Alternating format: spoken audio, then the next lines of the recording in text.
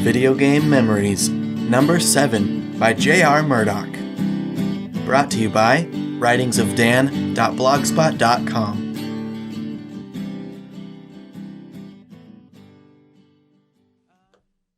I grew up with video games.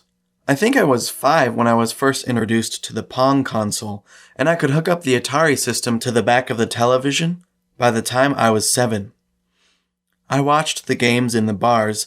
Yes, I grew up in a town where kids could go to the bar, change from Tank and Breakout to Pac Man and Zaxxon.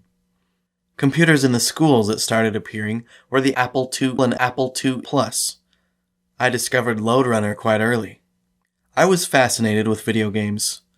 It was in the early 80s when I discovered Dungeons and Dragons. It was also in the early 80s when I discovered Dungeons and Daggorath for the TRS-80 that my father had bought for me. I was entranced by the thought of exploring a dungeon, but it was a difficult game that was slow, clunky, and you couldn't save your place unless you had a tape drive. That I would require much later. But then I found Wizardry for the Apple II. This game took much of what my young brain knew about Dungeons and Dragons and put it into a game that I could play. I could roll up characters, put them into the dungeon and explore, map, and discover, and best of all, save my progress.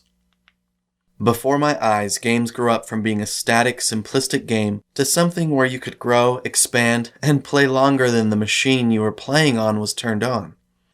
My characters were saved, and I would find any excuse to sneak out of class and into the computer lab. I skipped lunch. I would go to school early. I would stay at school late. Anything to get more time on the computer to play that game just a few minutes longer. It didn't matter that the game was green lines on a black background. I knew those dungeon levels like I knew the back of my hand. I would spend hours trying to map out the mazes before I realized I was in a maze and have to erase much of what I'd mapped out. Eventually, I would have an Apple IIe of my very own, with a color monitor. I would play any game that provided me a story to follow. The Zork series, which was entirely text-based, the Ultima games, Bard's Tale, alternate reality. I couldn't get enough and played every chance I could. Even after the Apple IIe was no longer a viable gaming system, I continued to play RPGs on gaming systems, moving on to the first Nintendo gaming system and playing Final Fantasy and Legend of Zelda. Games had finally started to mature with similar storylines, but far better graphics. I knew my addiction, and I knew it well, and I also knew what it took to feed the beast. I stopped playing games for a long time. I missed out on the first wave of World of Warcraft, and after hearing so many people rave about how great the game was, I knew I had to stay away. I would easily be sucked into a game like that. I know.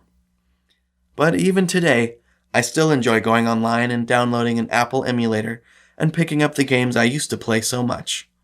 I still have a copy of the original Wizardry on my computer, and every once in a while, I'll make a bishop, identify 9, and take a couple of characters at super high level around the dungeon and have fun. J.R. Murdock is an avid reader of almost anything he can get his hands on. That being said, he also writes with near reckless abandon in any and every genre. His style is intended for pure entertainment. Over the years, he's written 9 novels, which may be more since I found this bio, and over 100 short stories. Only a few short stories have seen print, in actual print and on the web, so he decided to throw his hat into the podcasting arena with his novel, V&A Shipping. Since then, he has also podcast his novel, Billy Barbarian, and released his YA novel, Estelle, Chosen, not to mention the great short stories he's podcast in his Murdockian Tales, which I quite enjoyed. When not writing like a madman, J.R. Murdock does have a day job as a computer programmer and loves to spend time with his lovely wife and beautiful daughter. Thank you for listening, and you will hear a new guest blog post from someone else on their video game memories every Tuesday and Friday.